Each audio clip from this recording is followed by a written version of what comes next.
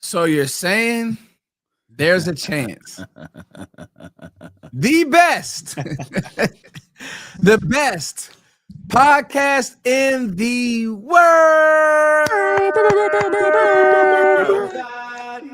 Nobody does it better. Listen, we're going to bring some great energy tonight. Coming off of a loss. We got a mini win yesterday, and we have a lot to talk about. Cowboys Collective episode. Where we at, Law? We were oh, my gosh, man. I don't even know. Somebody phone a friend. I gotta get it. They gotta have it. Chat, who got it? Where we at, chat? Where we at? Hold us down, chat.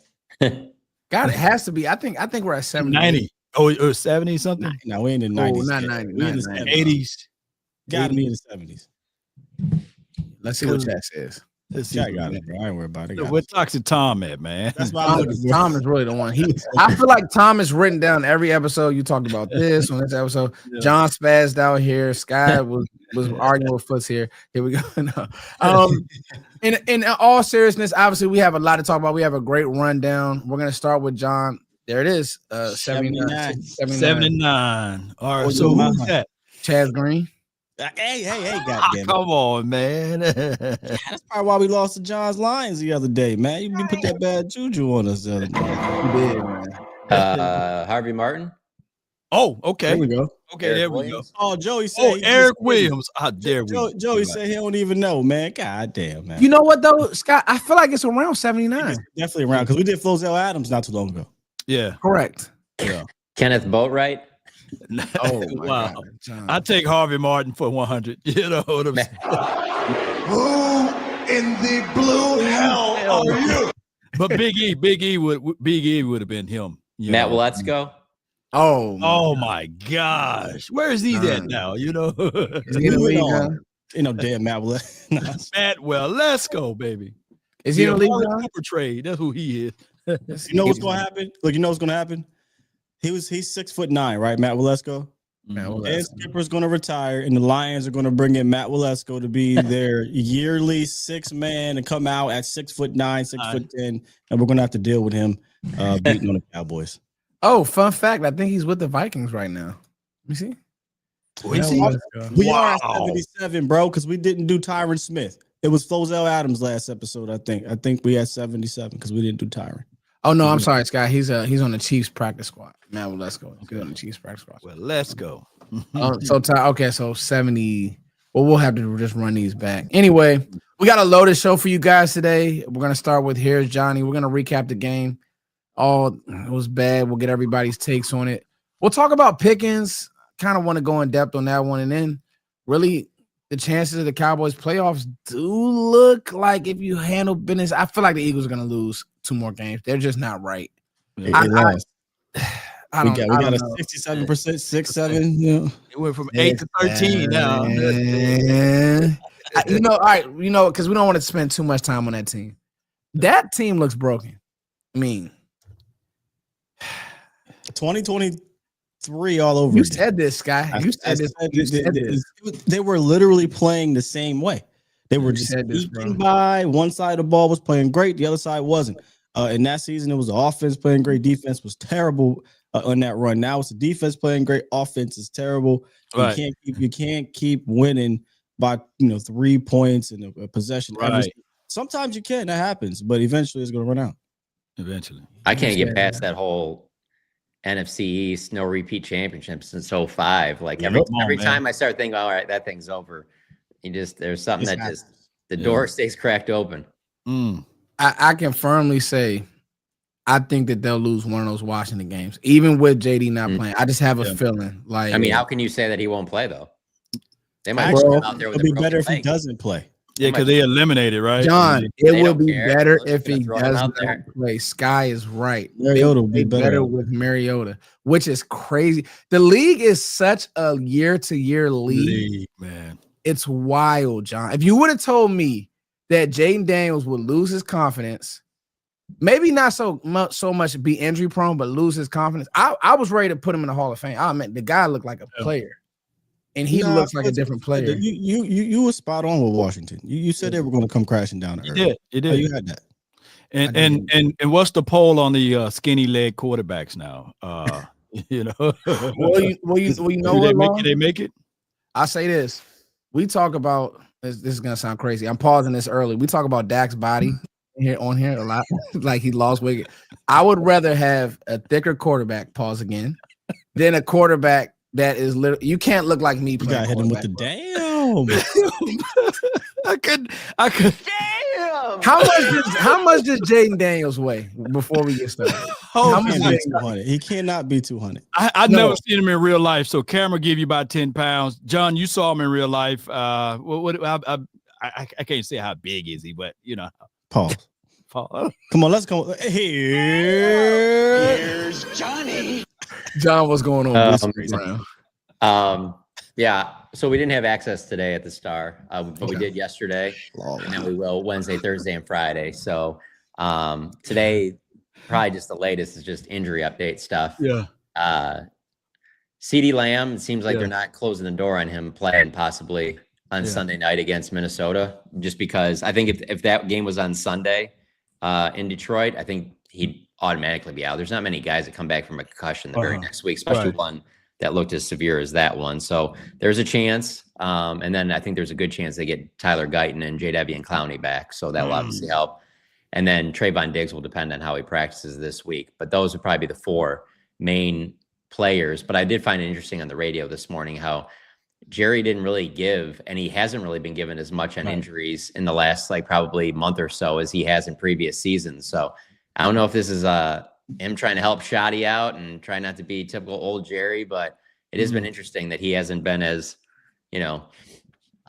forthcoming with the injury information as he has been in the past. So I don't know, maybe it's a combination of the Shoddy thing. Maybe it's a combination of him being wrong on stuff so many times that he's like, all right, I'm just going to stay real vague on it. But that's the most notable for the current roster, because the other part is just the George Pickens part that we'll obviously get into about his effort and things like that. That was probably the biggest thing that Brian Schottenheimer talked about yesterday. And it's the biggest thing that Jerry talked about on the radio this morning, and they don't have issues with it, but we'll obviously get into that. So that's the only new stuff really. As you guys saw in that game, Dak took he just took too many hits. So I asked Schottenheimer about it yesterday. He said he's fine. It's not like he's going to be, has anything that he'll show up on the injury report with, but there were definitely some plays there where he kind of got up a little slow, but it sounds like he's fine and he'll be ready to go. He did a couple of charity things yesterday and was moving around fine. So it sounds like there won't be any issues there. So that's really the only latest stuff. That obviously a lot of the other stuff is game related that we'll get into anyway. He had that old man walk at the end of the game going into the tunnel. I saw, and I didn't know the statistics yet because it didn't come out yet. But I'm like, he had to get hit over 10 times, and then it came out. He got hit 11 times, sacked 5, pressured 20 plus.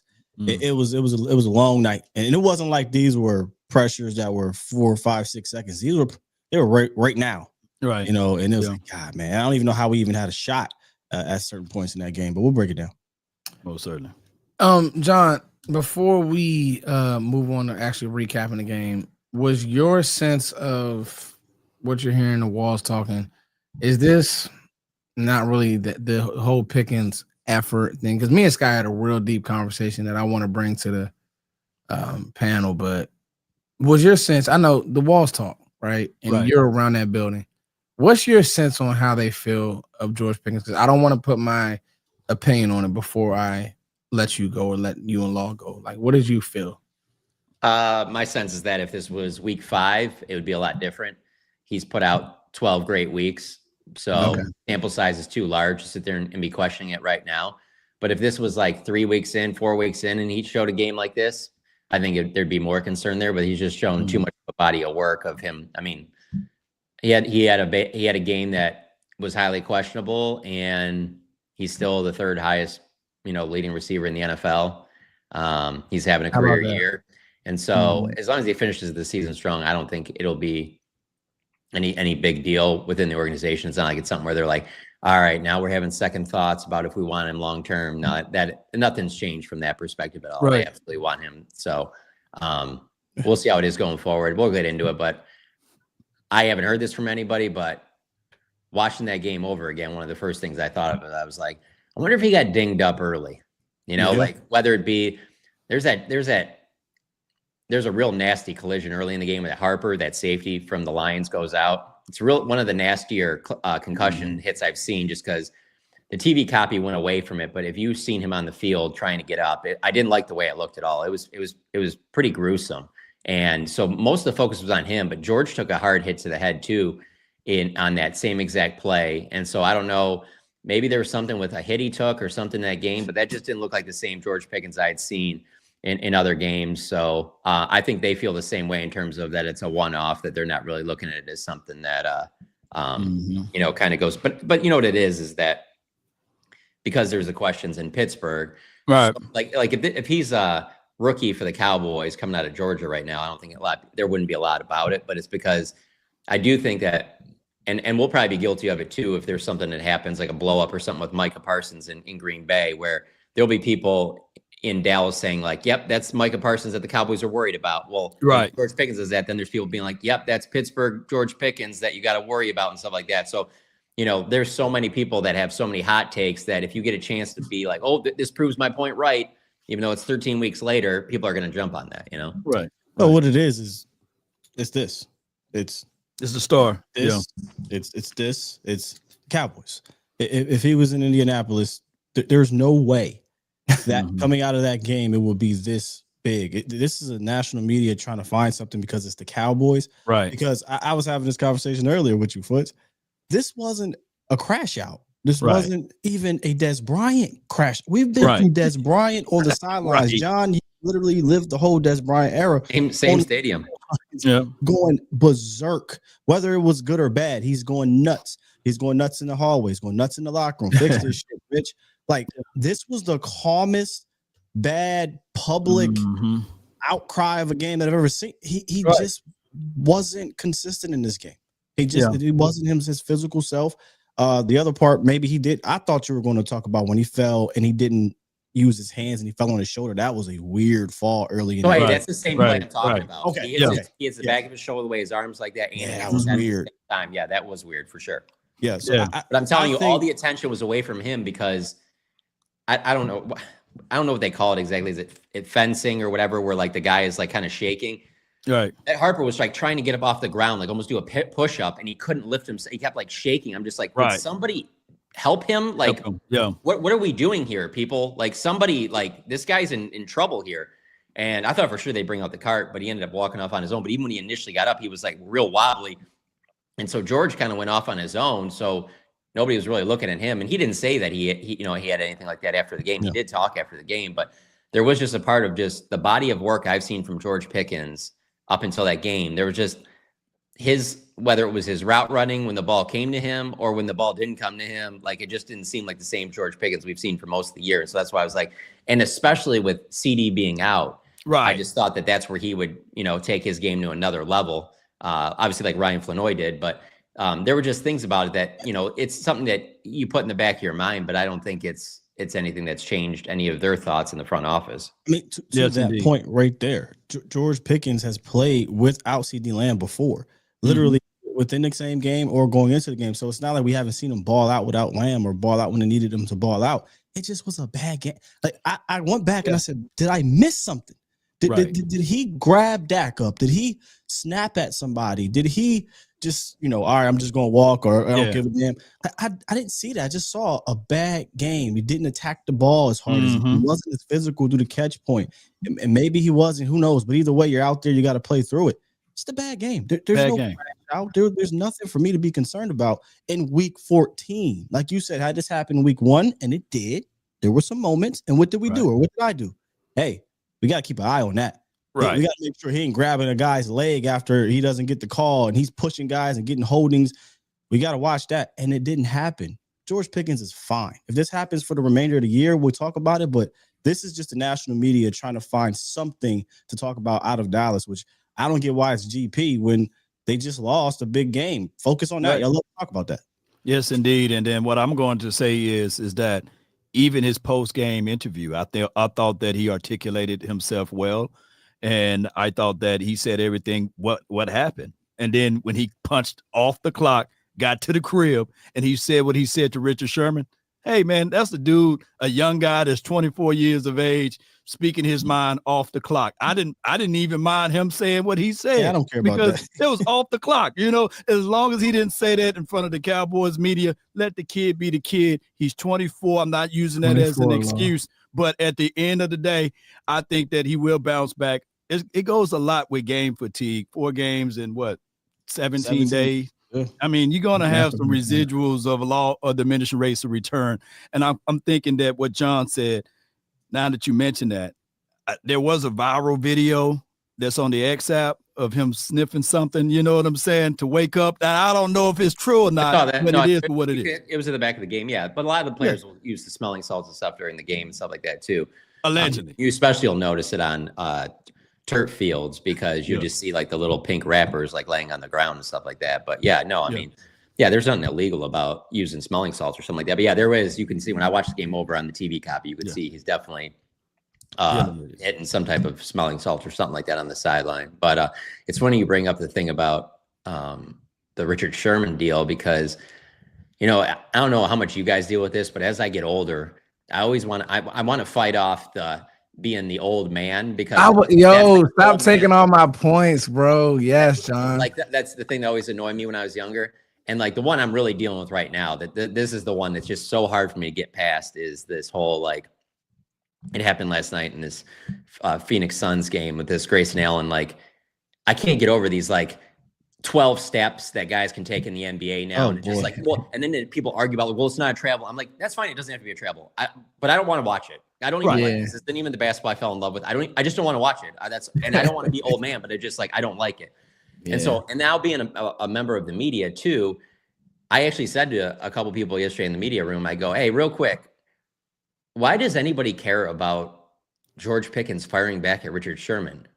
Like, he's in the media. He said at a post-game interview, like, he didn't say anything derogatory. He didn't say anything. He said, hey, you know, basically like, you know, the Legion of Boom saved you or whatever. Like, a lot of other people have said that too. Like, I don't know. I didn't think it's not like he threatened him. It's not like he just took shots back at him after a guy took some shots at him. I'm just telling you, like, I'm not even that type of a person. If I was a player, to fire that stuff off. But even if I did, I wouldn't think I would have deleted that. Like, I don't care. Richard Sherman runs his mouth so I can run my mouth back. Who cares? Like, that's the climate we're in nowadays. As long as he's not making a threat on his life or his family or something like that, I was just like, I don't know. Like, I didn't think it was a big deal. Like, I was like, leave that thing up. And then, like, leave it up. The next day, people were asking Shadi and stuff about, like, did you talk to him about that? And I'm just kind of like, I don't know. I didn't care, to be honest with you. And I've written multiple stories about George's game he had, and I haven't even included the Richard Sherman stuff in that because I'm just kind of like, Richard Sherman said this, he said that. Like, I don't know. I just don't really, whatever.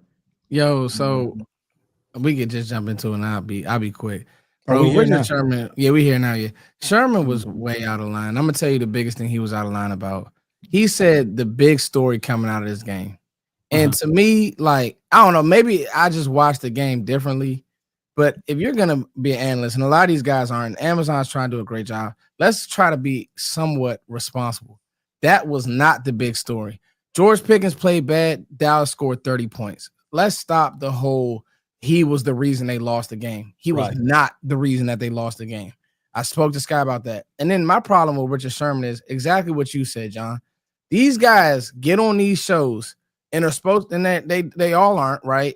But they get on these shows and they're supposed, I would think that Sherman would be like, use this moment to be like, hey, there's a way you can analyze it and say it and like, hey, George Pickens, let's learn from this. That let's Tony Dungy's great with that. He's great at his job, but he never trashes a guy. The first thing Richard Sherman brought up was his money. I'm like, dang, Sherman. And then he said 40 million. Yeah, and I'm like, where did you get this 40 million number from? I'm like, wow, like, you don't want this young dude to get paid. I'm all about any athlete getting their money. You on a team, you off the team, get what you can get while you can in this league, period. I'm going to criticize you at the end of the day, but get what you can if you play bad, if you play great, get what you can. I just felt like that was like, okay, Sherman, cool. And I don't know, that just threw me for a loop. And I'm glad that we were able to have these honest conversations, because to me, the world has this look. I told you George was going to do this. And I'm like, do what? What did he do? Like, he didn't curse Dak out. He didn't throw a punch.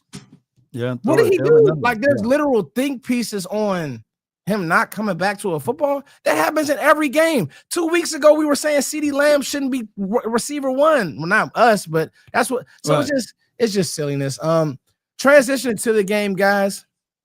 How do we feel? I'll start, and I'll let us go around the table. I think that I'll start with the defense. I was talking to Sky today, and it just feels like when we play a good OC, let's say we do get into the playoffs, we're just not able to adjust. And it's even early in the Philly game, it's like I knew what Philly was doing. I caught out some of their, but they were, and it's like either the guys don't know, he doesn't know, somebody's not making an adjustment. It was clear that when Dan Campbell, the first drive, he was like, their front looks like it's pretty decent. Let's just start throwing the ball over the middle of the field and see if they can run with our guys. And they couldn't. And Eberflus had no answer, and the players play like trash. Like, I'm going to just call it what it is. They didn't play well. Kenneth Murray didn't play well. Deron Bland didn't play well. And these are two guys, well, not Murray, but Bland is somebody who's been paid handsomely. He's just not playing good, and he's not playing with confidence. The offense. You say that though as a blanket statement, though? This is more of a question for you than anything. Do you think it's been bad, though, all season on Bland? Because I feel like it's been like up and down. Because there's some games I feel like I'm like, oh, that's the Bland. And then there's other games, like obviously this one and then Arizona, Marvin Harrison, that. But I don't know. Have you guys felt like he's been bad all season? I do. I think he's been more bad than good this year. But it has been up and down, but more downs, if that makes sense. I don't think he's been atrocious every single week. He's been back like that. Yeah. It's like I think he got in Philly early. I think it was him. Yeah, he's not having his best. It's like he's having up like 6 touchdowns this year. Or something like that. He's given up. I looked it up. Well, I saw a stat floating around. He's like 4th in yards given up. So it's just not good. Offensively, real quick, and special teams is complete disaster. Average starting field position versus even how we cover kicks is awful. Like, these guys either aren't practicing special teams, or these guys just don't care, and that's a problem. And to me, Turpin and the fake punts, gross. Like, you got to stop that shit, bro. And this is the stuff that I'll be like, yo, there's no level of football you ever been taught to call a fake punt, bro. A fake fair catch. And then my only other issues on offense, man, just Nate Thomas was bad. And then Jake Ferguson with a few mistakes, bro. Like, just can't keep having those. The penalty and the fumble, no need. Law, what did you think about the game, brother? Man, Mears live foul, man. Need to get more snaps. Murray, in my opinion, is I don't know. Is it the scheme or is it Murray? You get what I'm saying? Murray's like, Murray. Come on, man. It's hard to see that guy in the middle of the field, and they spread it out, and they said, okay, we can't beat these boys straight up, but we can spread it out and play ISO like it's damn basketball. Gibbs. And I'm gonna get Gibbs on Murray, right? And then they stretch it. They challenge the CODs of these players in the middle of the field.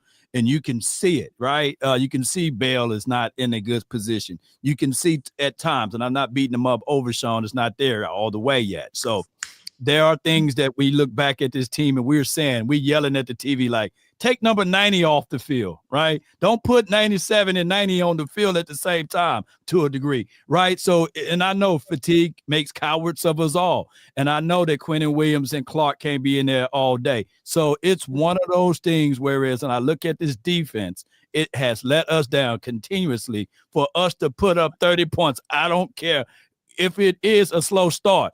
We shouldn't be losing games like this. And then sometimes with the rhythm, I think that we get out of place due to the fact that Schottenheimer is more of a counter than a deliverer of the jabber guy, I guess, or deliverer of, hey, I'm going to make the impact in the first series or what have you, because all we need, because we've seen how good Brandon Aubrey is get to the 50. And it's hard for us to do that on our first couple of drives. So quirky is what it is with his offense, but it's damn shame with his defense, especially in the middle of the field. We got to correct that regardless of who's the coordinator or who's the player. I want to correct somebody in the chat that said can't blame the defense because the offense is punting and going 3 and out. They punted one time in this game. Two of their first 3 possessions, they had 8-play drive and a 16-play drive. Yeah. There's things to get on the offense about, even during the stretch of victories, by the way. Right. But it's not because they went 3 and out and they were punting a bunch of times. No. That's not the case. They're not punching the ball in the end zone, but the score is 6-10 halfway through the second quarter. Ladies and gentlemen, it's not always going to be 21-6 or 28-7 in the middle of the second quarter. You're going to get 6-10 games. That doesn't mean your one side of the ball just lets up and says, you know what? Damn it, they're not punching it in every time. So go ahead, Lions, just score a bunch of touchdowns. Now, that's also not to discredit or take blame away from the special team setting them up, from the interception and fumble and things like that aided in that. But we don't got to lie to kick it, right? We don't got to do that, as Law would say. The offense had its problems in general, but at the end of the day, if I can put up 30, if I can get this thing in the earshot, 30-27, and I'm just asking a poor defense to just get a stop for me, and that doesn't happen, that's a bit frustrating. I don't really care how the game was up until that point. Can you just get me a stop? And then offense, can you get me a chance to go win this game? Complimentary football has been a term for success and finding ways to win. This was a complimentary football game and a loss. Each unit had a major hand in it. The special teams setting up the defense, the offense setting up the defense with the fumbles and whatnot, and then the defense putting the offense in a bad position because they can't get stopped. So now they got to get out their game and they got to play catch up. It was just a total cluster F all around. But I just wanted to correct that person in the chat. They punted the ball one time. They went 3 and out one time.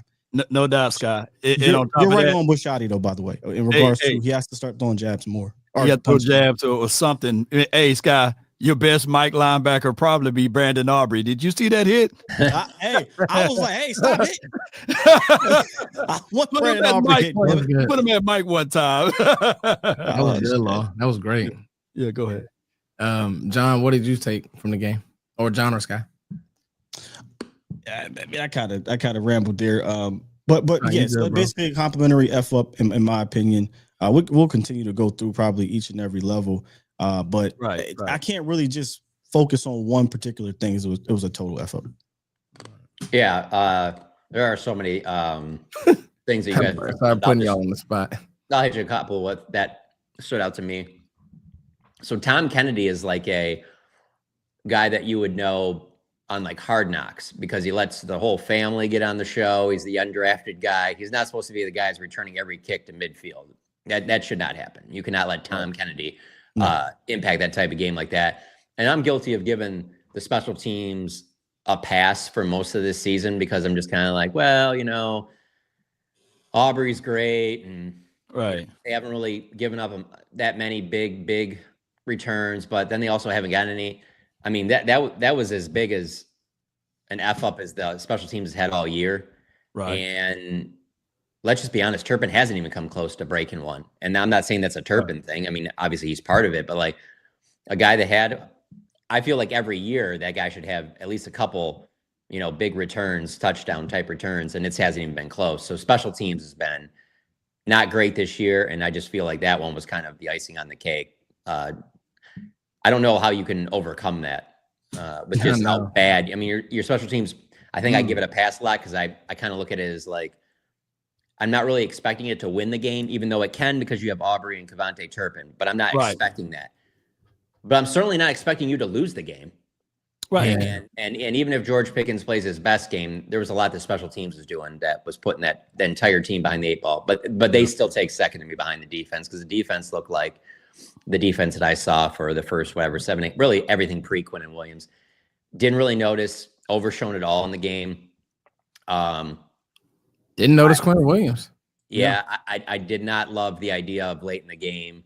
I've seen a lot of Jameson Williams, particularly when he's playing on carpeting like that, and you do not want to have Marquise Bell on him. Did not love that at all. Also, by the way, like the next day, because I stayed in Detroit for the next couple of days to hang out with family, and the next day, I'm telling you, like the biggest talking point on the radio was about because they lost Brian Branch and how, maybe they need to be a team that plays on grass because this is the second year in a row with all these injuries and stuff. And I get that. I mean, there's going to be plenty of second guessing. I mean, the injuries they've had the last 2 years, whatever, but I'm just like, you watch that game, and I don't know how you think that when your team is built, and I guess this is a little bit of Mike McCarthy's influence on me over being around him over the last 4 or 5 years, but like that team is built to win on the carpet like that. When you have Jahmyr Gibbs and Jameson Williams, like we are not going to act like that it's just all negative that you're playing on turf. Like there's a lot of positives that come with that as well.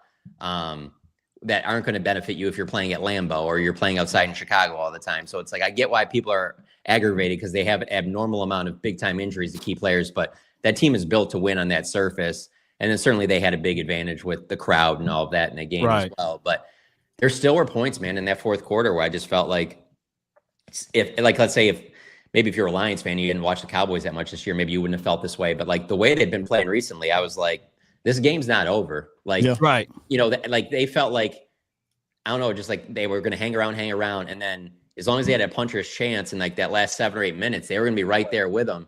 And pretty much, I mean, we're right there, but I just keep going back to, there were just things on defense that, while Tom Kennedy basically getting them to start at midfield, the big plays, the chunk plays they were giving up, even if they were starting at their 35, I still think that they were going to score a decent amount against that defense because they just weren't.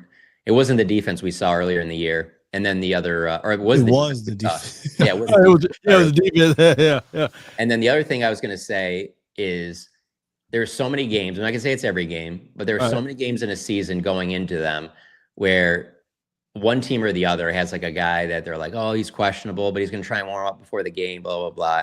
And I pay attention to it, but I usually don't put a lot of weight in it. And this is one game where I'll always remember that because St. Brown warming up on one side, but Clowney on the other. And if you just flip those two and say St. Brown goes out there and goes, I can't go, but Clowney says he does. I know too much about this Lions team to tell you right now. If you get J.W. and Clowney out there, the one that hit Patrick Mahomes multiple times, sacked him twice against Jared Goff, he's not going to get that time to even sit back there to even get some of those shorter passes. And all it takes is him to get home once or twice, and it can completely flip that game. And so I really especially felt like him. Yeah. Right. And I just really, exactly. That's what I'm saying. Like there's not any movement. He's really not going to extend to play. And so I just felt like them not having Clowney is kind of a storyline that's kind of lost that, again, even if let's say on the hamstring he plays 20 plays, man, against that particular quarterback, man, that could have been 1 or 2 sacks, and that could have changed everything. Is Matt Eberflus even looking at the tape? Because if you look at like the wide receivers for Jameson, I like what he can do. He's very speedy. And if you look at Tesla, and if you look at whoever his name is, and I know you want to see Maris, but Tesla destroyed Maris on a rep. I know, bro. I know. That's a mismatch, though. But that's a mismatch for a linebacker on him. But what I'm saying is that these guys. No, I'm talking about in the blocking game. He's crushing. But I'm sorry, make it. But no. These guys have issues getting off the LOS, pressing. Especially Brown. And by him and Stewart, he killed Stewart, right? Free release, he got rhythm. You can see how slow Stewart really is. He was really banged up. So I'm sitting there like, are these guys even looking at tape? And they are playing with leverage to the middle of the field, and there's nobody there in the middle of the field. So you want about that skinny post early in the game? We know exactly what talking about. Bama, bro. Reddy was not 5 yards on the screen near what's his name. But I'm gonna tell you something where I said this is where I'm like, all right, I've been trying to give Eberflus, I've been fighting Sky, I've been fighting others, like give him a chance. I love my coaches, but this is what happened. So Jahmyr Gibbs' only other game that he had over, let's just say over 7 targets passing was against Green Bay in the first game, and then against Philly in the loss. Okay. Yes, he went 7 for 77. Those are both losses. So he went 7 for 77 in our game. He had 3 rushes. He didn't kill us on the ground. It's like 8 yards per rush he was averaging. Yeah, it's like he needed to kill us. Yeah, exactly. It's just like, dang, bro, like Eberflus, you can't tell that they're just like, yeah, you know what? We're not gonna try to run the ball. We're gonna motion him out. We're gonna just run these. I mean, he was running routes on Bland. He was running, and I'm like, why are you playing off of this guy? He's a running back. Go get in his face. So I'm with you. Like, there has to be. We don't punch back. We don't have a counter punch. It's like this is the script, and then when they adjust, it's like, just keep them. Just hold them off. And it was noticeable in that game. By the way, Dan Campbell hasn't been calling a great offense. That's what's frustrating. He didn't. He was in his bag. He was in his bag. He won the clipboard work, but he won it in the pass game. Yeah. They didn't run the ball particularly well. I know bro had a crazy run, which technically, if you just tackle him, he gets 5 yards. Instead, he gets 30 and a touchdown. Right. Jahmyr Gibbs averaged less than like 3.5 yards per. They didn't kill you on the ground until they got to the red area and scored touchdowns. Yeah. You actually defended the run. Where they killed you was in the pass game. Think about all the big plays that were being made, the chunk plays outside of David Montgomery's big run were passing plays. They weren't running plays. Even when they were up, they were like, we're throwing, because why would we run against you guys when you're playing to run pretty decently over the last month of the season? They didn't care about the game being 20-9 or 2 possessions or 3, whatever it may be. They still threw the ball on you because you could not get to Jared Goff after, for whatever reason, you decided to pull back. One of the stats coming out of this game that was a stunner. Shouts out to Pat when I heard this. And it was like, damn, it actually matches up when you watch it in real time and then go back and look. Jared Goff had a career high in the Lions, career high success rate on quick drop back or quick passes. 62% success rate is a career high for the Lions. How come every time we play a team, it's always the first or the highest or this or that against the Cowboys? But you know why? Because you're playing 15 yards off the damn ball. And when you stop blitzing Jared Goff and you give him just an extra tick of a second in a timing offense, it's 1, 2, 3, boom, get it out. 1, 2, 3, 4, boom, get it out. That is their offense. And when they figured it out, like you said, Foots, it was like, ooh, got him. And for whatever reason, Matt Eberflus didn't say, we're going to turn the heat up. Turn it on. Yeah. They're going to back it up some more. Yeah. And it was just mind-boggling. Trying to throw bounce passes, man. I was like, come on, we're finna get them this game. And then they let up off of them. I was like, it was like the inverse where, okay, offensively, we got to ratchet it up here. They ratcheted it up. Defensively, it was like, we'll turn it down. Excuse me? You need to turn it up some, but that's fluke. And then also, Scott, the thing that also disappoints me is like, the 3 games and whatever amount of days, all that. But it's like, bro, the one player that you had to game plan for is Jahmyr Gibbs. Like, I get St. Brown and all like that, but like, what can this guy do? Can he beat us in the pass game? All right, we need to have something to cover for that. Can he beat us running ball? Like, if I'm a coach and this is what I do, you're not gonna beat me. Somebody else can beat me. You aren't gonna beat me if I have, you know what I mean? If I can help it. And it just felt like it was like, nah, we're not really watching the game. We're just calling stuff. We're not watching what they're doing. They're motioning out. Like, and so that part was very frustrating because, like you said, Scott, all that easy access and all that free access, we were cooked. I knew we were cooked. We're just gonna run up, try to tackle. You're cooked. And Goff is cerebral, man, when he can. You know, if you get the protection up front, he's cerebral. Yes. Bobby had this this stat here that I think pretty much describes what we're talking about. He said the Cowboys pressured Goff 4 times in the first 6 dropbacks, and they blitzed him half of those dropbacks. He only blitzed him 5 more times over the next 29 dropbacks, and they only pressured him 4 times. So you decided to, again, turn the heat down. When you turned it up, you saw Goff was throwing dirt in the ball. He was getting sacked. They were pressuring him. And then instead of, even if you want to play zone, y'all, like disrupt the routes on the way. Or mix it up, some zone blitzing, some combo coverage. It was just, I think he kind of panicked that, oh my gosh, they're getting a little freaky paws with their scheme and what they're doing. They're trying to isolate. They come out with jumbo sometimes and gotcha. You're right. Now we're going to throw it while you're in your run. They were getting you on the clipboard side of things, and he didn't have an answer. I think what he said was, I'm gonna just revert to what I'm comfortable with. Yeah. Too high, back up, and if you don't play too high, back it up. We'll have one guy play up. 5 within 5 yards, the other guy's 10 yards back. And I think they knew that would be the counter, and they ate it up. It is what it is. Yeah. The one other thing we didn't touch on, not a great game for Savon Ravel. He was the one on the Montgomery run that he was the last line of defense, get him down. Gave him some big pass plays, particularly in the first half. So I'm sure it'll be a game that he'll grow from in that. But that was a rough start for him for sure. He was the one that got beat on the Tesla touchdown too. So it you know what's so funny about it, though, my John? perspective, that Goff See how it bounces back now. Yeah, we see. It's so crazy. I thought that he didn't play well, but I could still see it with him. Like, you know what I mean? Like, See it. Like, you could I can still tell you see right now. it, One like, of the things that how many corners are playing with a knee brace on? So once he gets that thing off, it's not like he's going to play with that thing forever. He wants to get that life. thing. So once you get, I know even one play where he tackled Amon St. Brown along the Lions sideline, and you could tell he was slow to get up because he had to fix it again because it'll slide sometimes and that. Like, that's just not, corners aren't trying to be playing with knee braces on. It's surprising he's even able to play with one on. He can do speed turns still, and that's wild to try to do that. Yeah. It's crazy. We went 40 minutes without even talking about the damn officials. Oh, I don't ever talk about that. Oh, you never talk about them? Okay. I mean, you know. You didn't think it was nothing strange in that game, though, huh? Not Scott? in this format. To me, there was only time. I can really break it down. There was only two that I really thought were egregious, where I'm like, that's one of the worst things I've ever seen. I want to know your two, though. Yeah.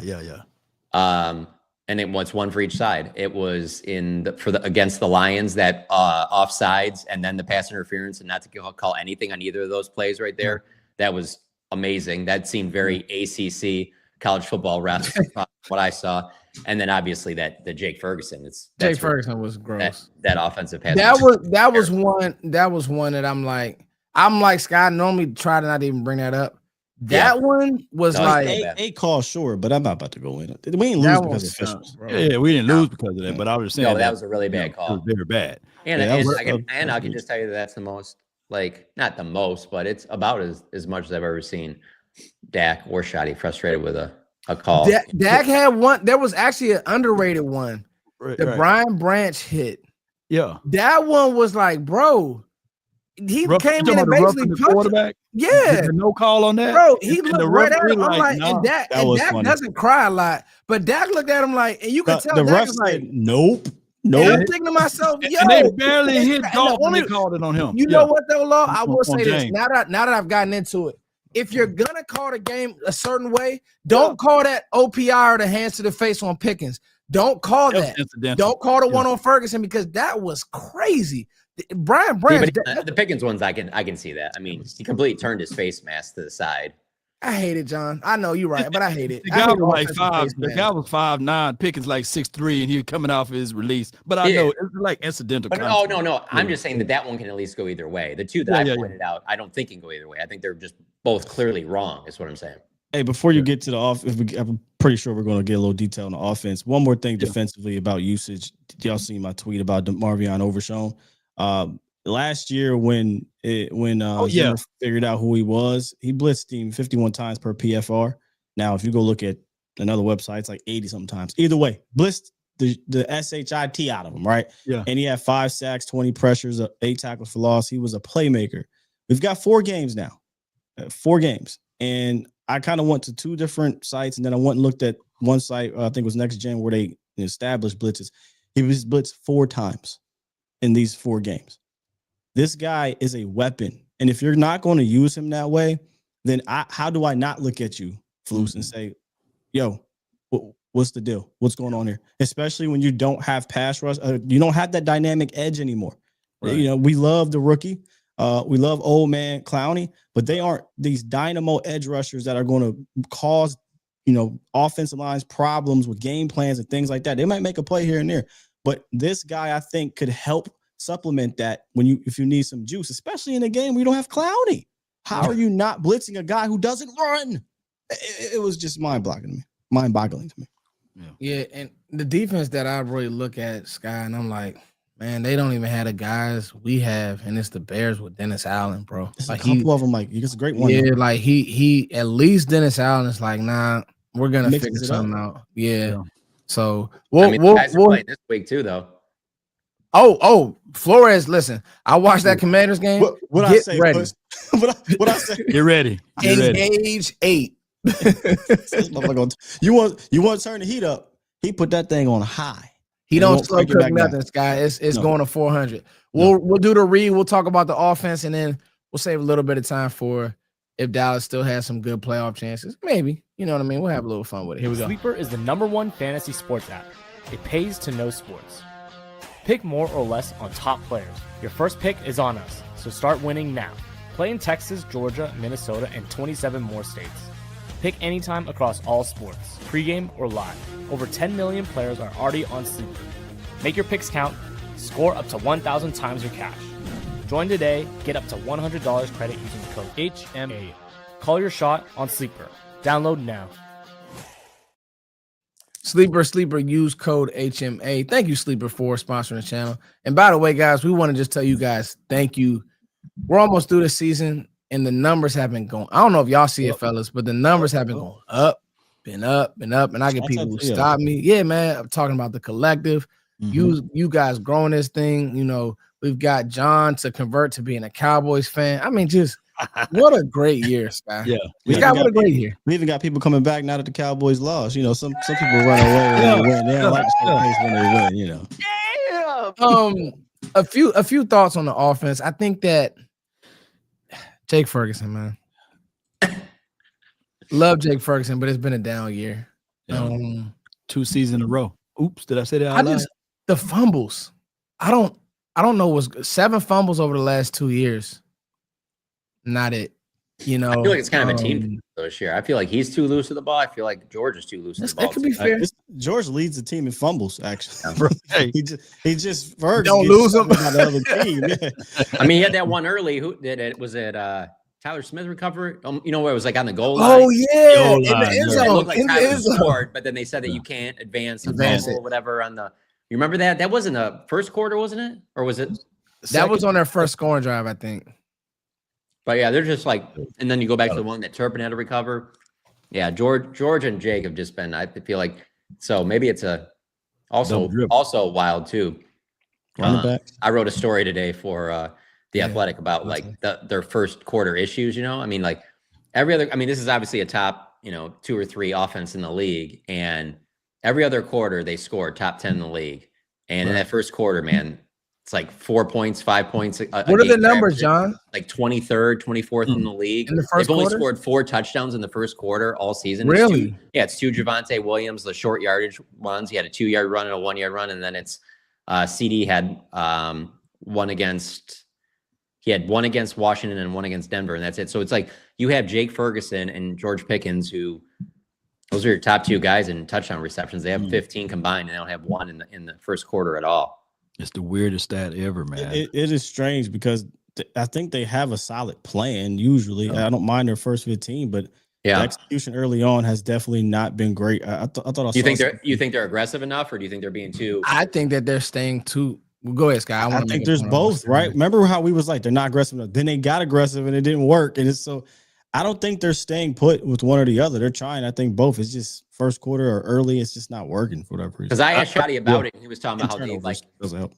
If they win the toss, they want to defer because he wants it at the beginning of the second half. And I get that, but like that's not. They don't win the toss every game. So I went back and looked, and I mean they've had the ball first, and I think it's 7 or 8 of their games. So it's like over half of their games they've had the ball first, and they're not getting really anything out of it. And so.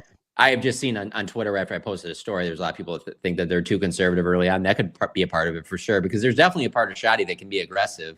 We've seen it late in games, obviously, to come back off that 21-0 against the Eagles. They were down early, obviously, against the Chiefs, and even to come back against the Lions. I mean, they can be aggressive and score quick. So maybe it's that. Maybe it's a lack of aggressiveness early.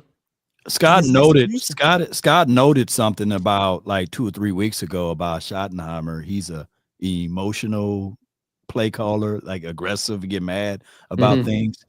That could be the thing. That could be just him. He's more of a counter. Right? Maybe tell him before the game that they said some stuff about him. Yeah, that's what we need to do. And I took that personal. All right. Yeah.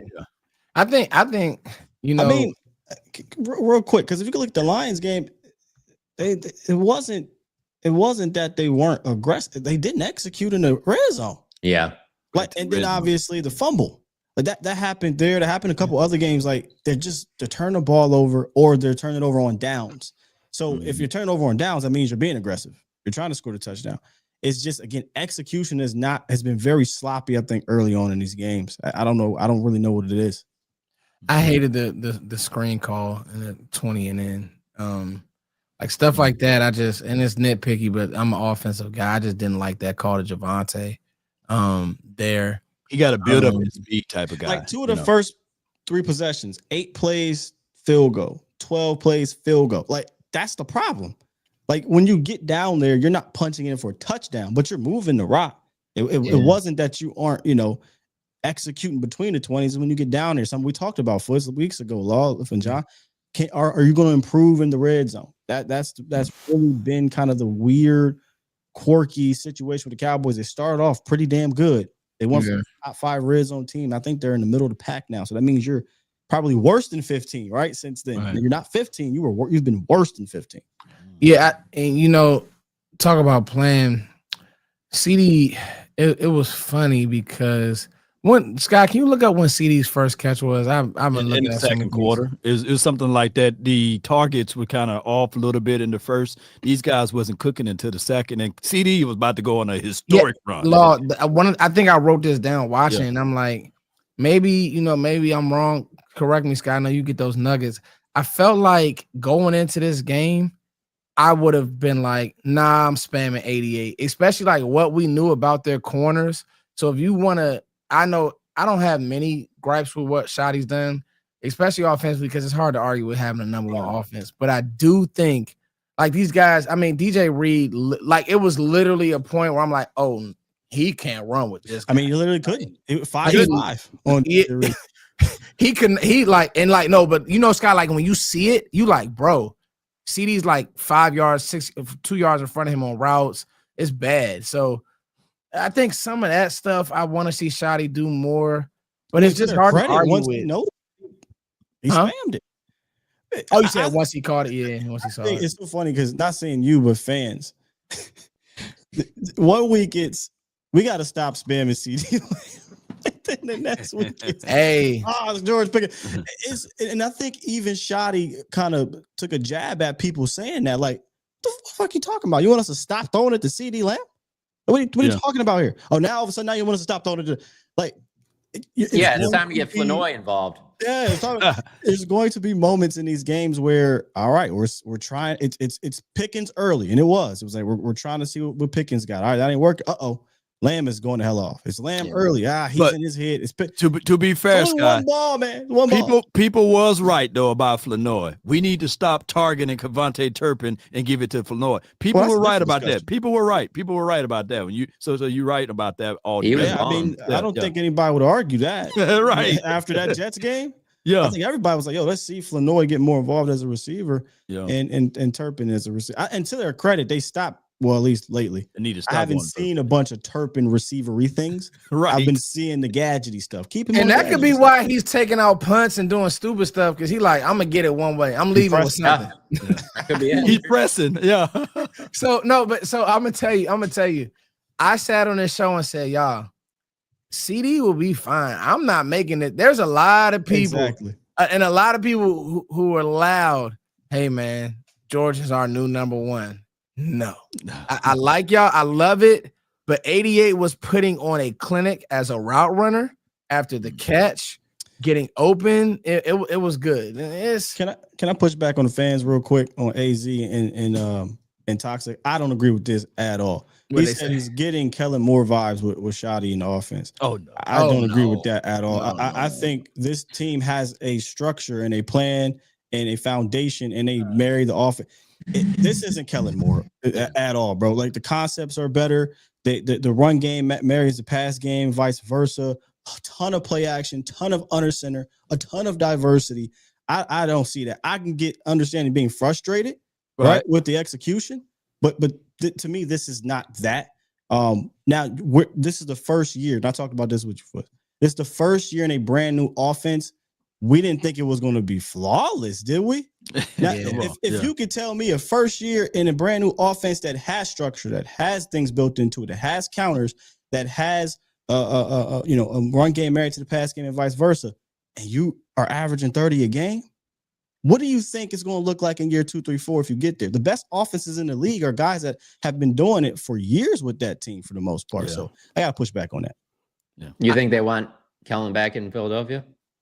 Yes. They would pay. Listen, they would pay to have Brian Schottenheimer calling their offense right now. Yeah. And I'm gonna say this. I think that people are getting these vibes because our defense is so bad, and so it's like we have to score. They don't want, and that's a lot of that too. Which you guys, you can't. Like you were completely right about, because I'm telling you, even when I was writing that story last night, I felt like I was being kind of nitpicky about even saying for sure. Like because the flip side is they are the highest scoring team in the NFL in the second quarter. So it's not even like it's this thing where like, well, they just pick it up in the second half. Like they are the highest scoring team in the second quarter. They're scoring double digits in the second quarter, but it just like they're just getting off to slower starts. But again, this goes back to just being around McCarthy for 4 years and all the off the record, on the record conversations that we had, not even about what was going on with the team, but just football in general. He would always say about that. He's like, I've been doing this for a long time. Like, trust me, like you guys will find something.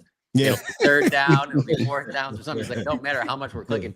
There's always, and he was cool about it. He's like, I get it. I understand, but I know you guys are going to ask questions, but he's like, I'm telling you, I've been doing this for a long time. Doesn't matter how good the offense is. You guys will find something that we're not doing well. And you'll ask me about it. And I'm like, yeah, that's what we do. You know? Especially Dallas, because I mean, my time covering the team, that's pretty much where the money's been spent. You know, I've been covering the Romo Dak era. That's where the money has been spent. I think some of it has to do with, well, I'm guessing there, knowing your defense is so bad and inconsistent that all the pressure's on the offense. Like, that's what I was just saying. That's what I just said. Yeah, it's like, yo, if you're not perfect, we lose. So when you aren't perfect, we're gonna get on you for whatever you're doing. That's what I just said. Yeah. So I get it. I get being frustrated with the things that they need to work on. But man, I'm kind of looking at this thing outward. I'm looking at this thing like for now in the future. I'm like, yo, if it's looking like this in year one, can you imagine? They're going to go into the lab with a full year of things to say, how can we build on that? I trust this staff to do that more than I trusted McCarthy because he never did that. Yeah. If we're talking about that game or Kellen, tonight, my biggest concern going forward, not even close to being George Pickens, it would be, I don't need to see Dak Prescott taking that many hits. That's my number one. We didn't even get yes. Can we talk about that? You got bullied on the line of scrimmage, both sides of the ball. On both sides of the trenches, you lost the game that way. And you know what? I was thinking, what was the update again on Tyler Guyton and CeeDee Lamb, John? Guyton, it looks like he's got a good chance of playing in this game. Okay. On Sunday night, yeah. And then Lamb is still up in the wind. Lamb's up in the air. Like, so Jerry was kind of being vague about it. Stephen Jones the day before was pretty like, hey, he's passed every threshold. It's been everything's been positive. I mean, I saw CD in the locker room the other day. The only thing is that we're not really allowed to talk to guys in concussion protocol and things like that. But I mean, he was sitting around the locker room hanging out. It wasn't like he's, staying away from the team or whatever. I personally just want to talk to him to find out, and nobody probably cares about this but me, but what do you do for an entire half when you're in the locker room? Like, what is he doing there? Like, he's not at home. You know what I'm saying? Like, he's in Detroit. He can't leave. He has to wait for the team to get back. So what is he doing in that locker room? Are you just sitting there watching the game on TV? You know what I'm saying? Because he didn't come back to the sidelines.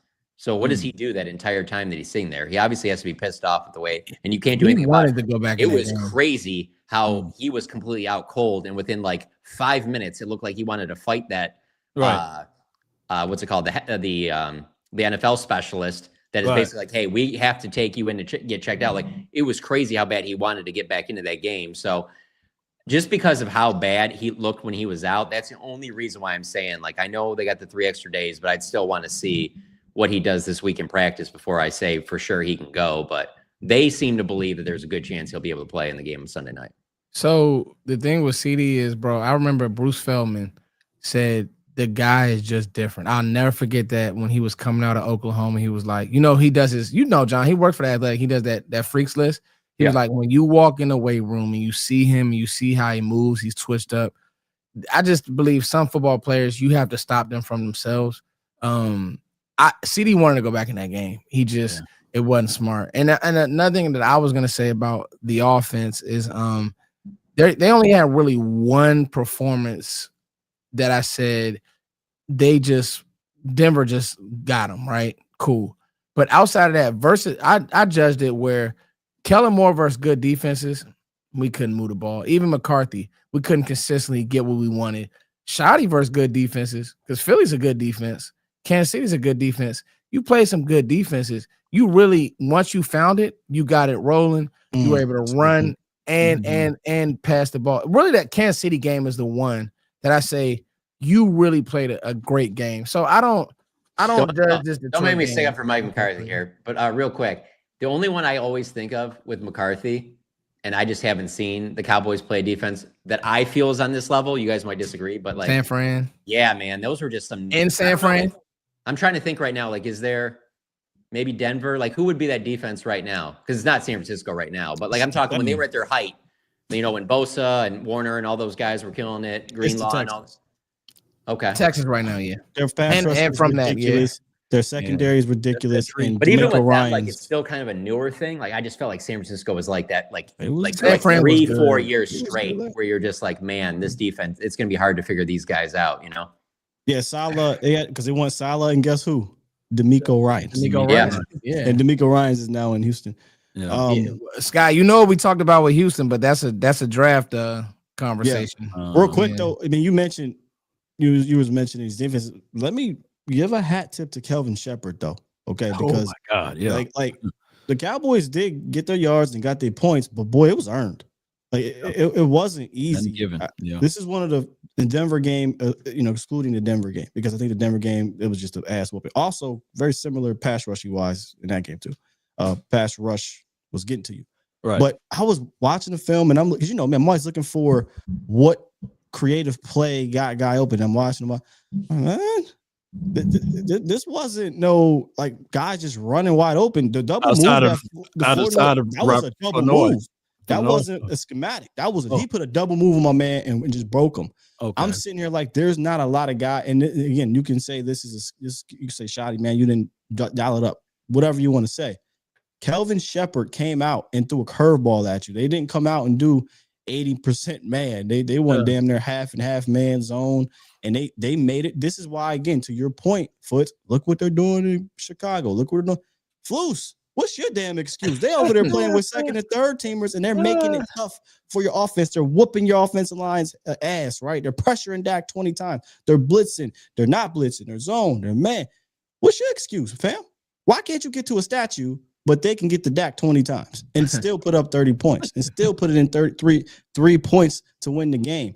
So shouts out to Kelvin Shepherd. Shouts out to that pass rush. Muhammad killed us. Our tackles, Terrence Cuzzo was terrible. Nate was terrible. But the big three in the middle all got whooped. I seen them get walked back. There's you pointed this out, and I'll get off the soapbox here. You had pointed this out before the film got dropped. Fletch, you was like, man, that's a touchdown to CD if he puts it out there. He couldn't because Tyler Booker got walked right into Dak's lap. Now, there was another one he could have hit, but that one Tyler Smith was getting walked too. You right? Tyler got walked. Lee McNeil was walking dudes. McNeil ain't nobody to sneeze at. You know? Yeah. I'm gonna say this. No. That's good stuff, Sky.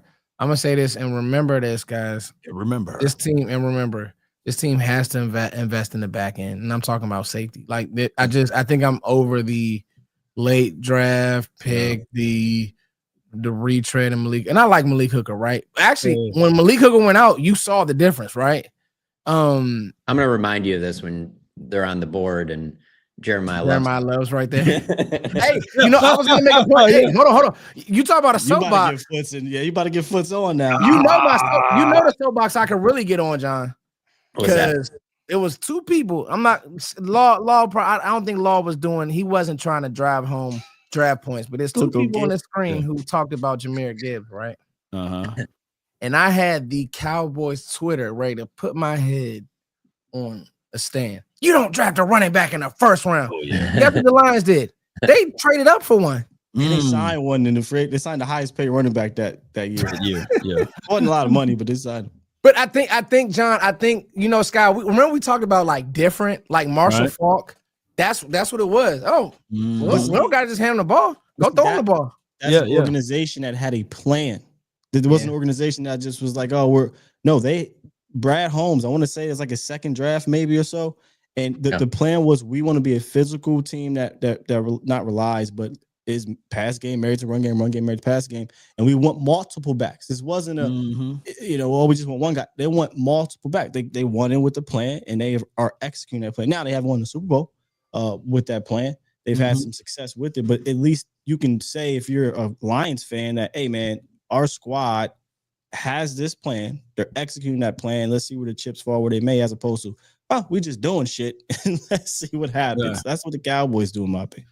But here's the that their plan was, and the way it was executed, it did look right in 16 with Zeke, like that they were going to build the whole thing around that run game and everything was going to depend on that. So I don't think it was just kind of a random, let's take Zeke at 4. I do think that I'm not saying that was the best plan, but for what that they wanted to do with that organization at the time, they felt like that was going to make them more of an impact than, let's say, taking Ramsey.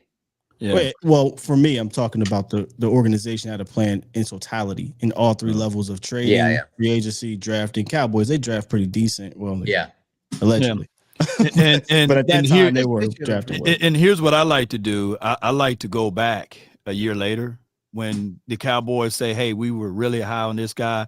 I like to go back and look at that guy and see what they did at other teams and these sorts of things and envision them on this team. For example, Amarion Hampton, I think that there was reports that the Cowboys may have considered him.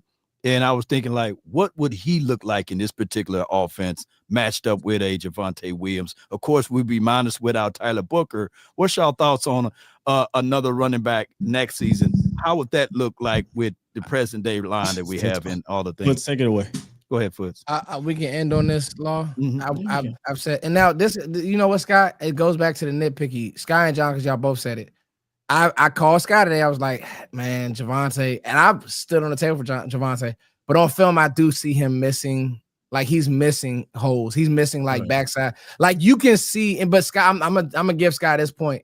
You can see that throughout the year it's wearing down, like his juice and the long runs and the breakaway ability. One, he probably hasn't got this much bump and run in a long time. I mean, it's the most yards he's ever had. Right, ever. And then 2, they don't take this guy off the field. Even when they're not handling the ball, they like, no, you're gonna protect that. You're gonna, and so to me, Foots, if I don't go into drafts, and people are gonna hate this, and this is why I said me and Sky are gonna build this team. We'll have John do PR, we'll have Law do PR. Yeah. I'm not going into a draft saying, yeah, you know what, I need this corner, but I have Jeremiah Love rated higher, so I'm gonna take this corner, because that's how you end up with Taco Charlton. That's how you end up with these, you know it, John, when you reach, this is how. Schoonmaker, John, absolutely. Oh, John, this is how you end up with Kelvin Joseph. You needed a corner. He was just another corner, but it's like, well, what about said player? Oh, the tight ends are going off the board, so you end up with Schoonmaker.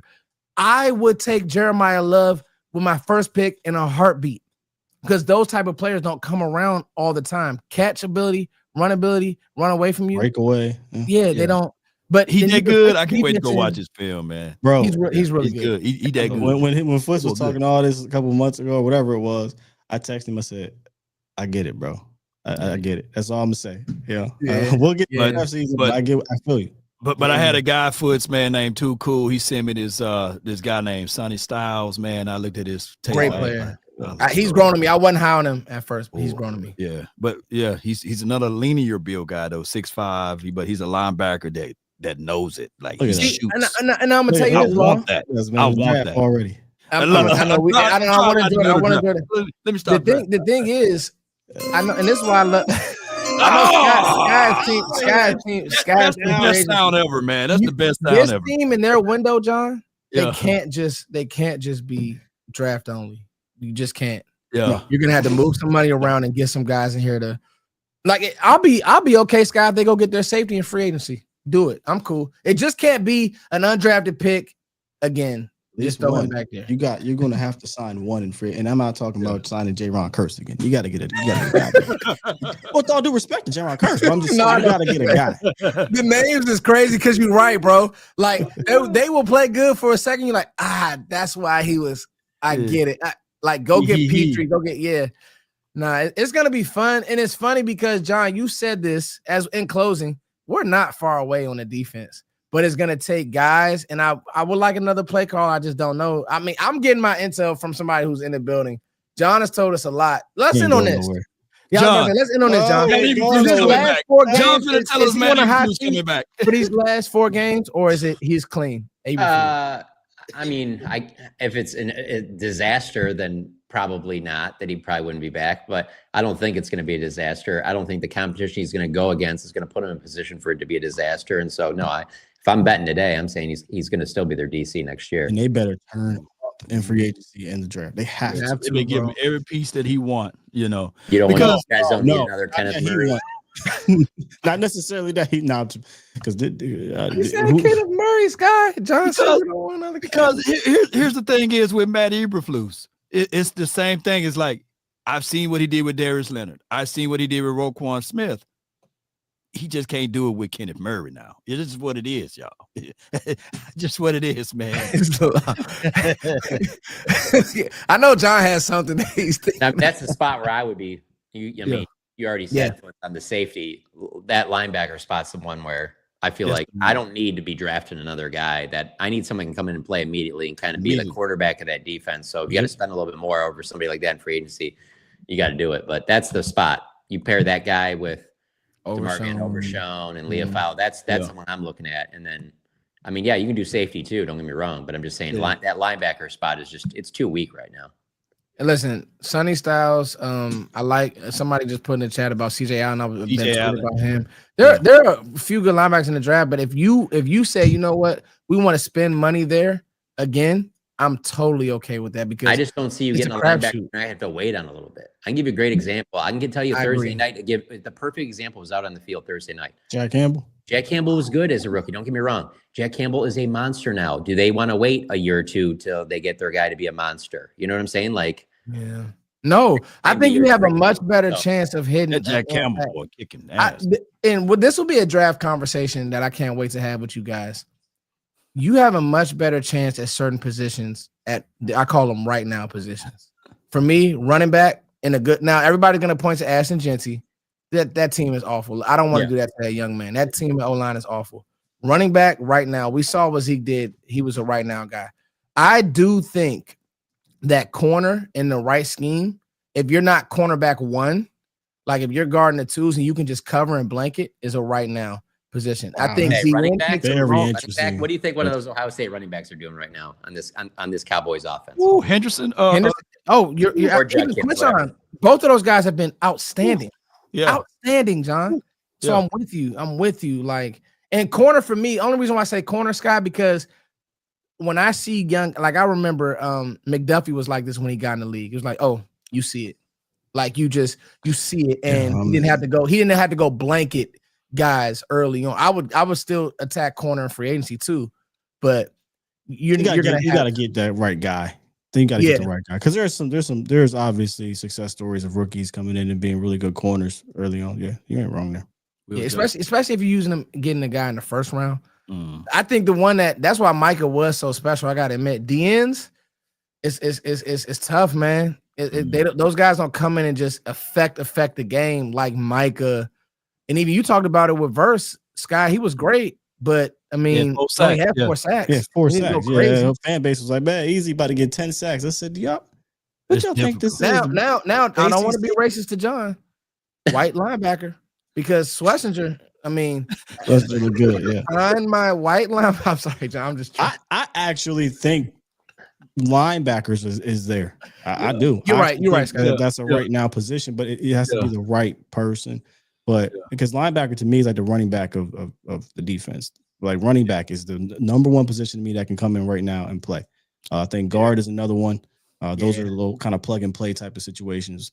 Corner to me is a little more difficult. Obviously, quarterback, tackle can take some time, but yeah. I think just thinking with me on the linebacker thing, just to be clear, I'm speaking more on to be the guy that, you know, you're the green dot, you're the one that's calling the whole, like, I don't know, like maybe they draft that guy and then I'd sign that guy. I'm with you. Now Overshown they had a third green dot in case they needed to go to him in Detroit. So maybe that would be it. You go in all off season and he's the guy calling the defense. But I don't know. I'd be a little nervous about putting so much on a kid that people just always talk about, like your rookie year, you don't even get to that team until rookie minicamp. And now all of a sudden you're throwing all this on this kid's plate and stuff like that. That's the only reason I'm saying with this particular thinking Eberflus is coming back, that you're going to put all this on like a young kid and all the communication stuff.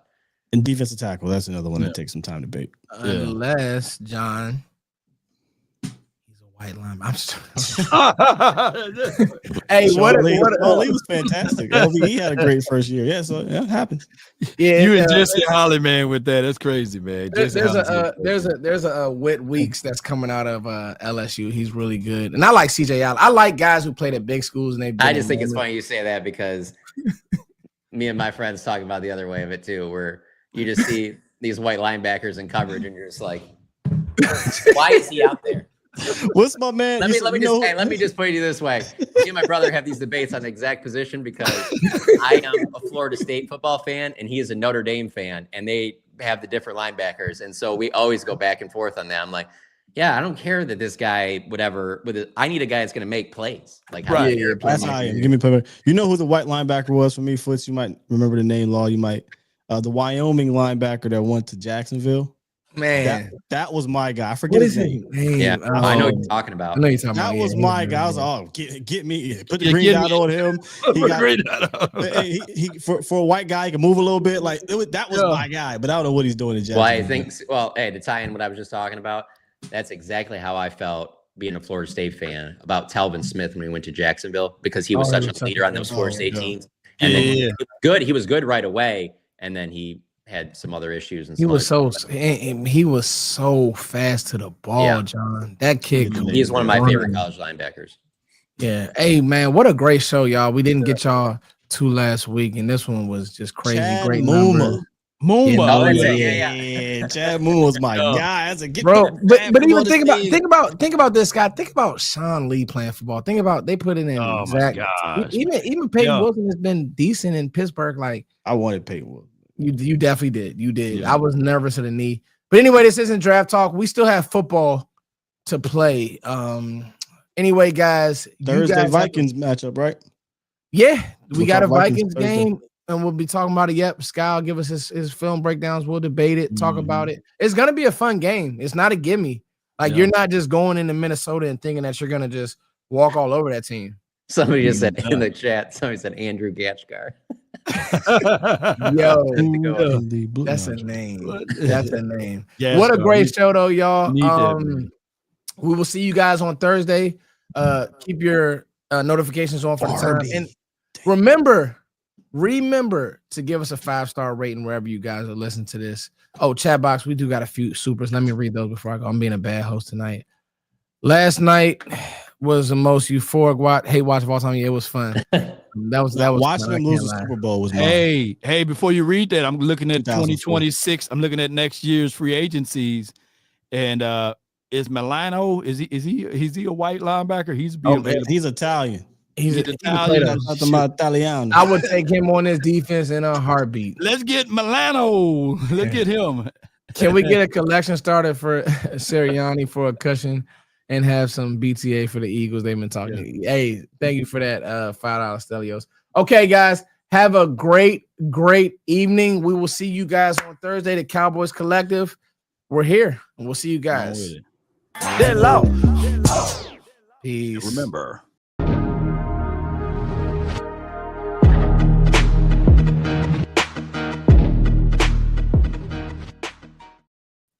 All right, boys.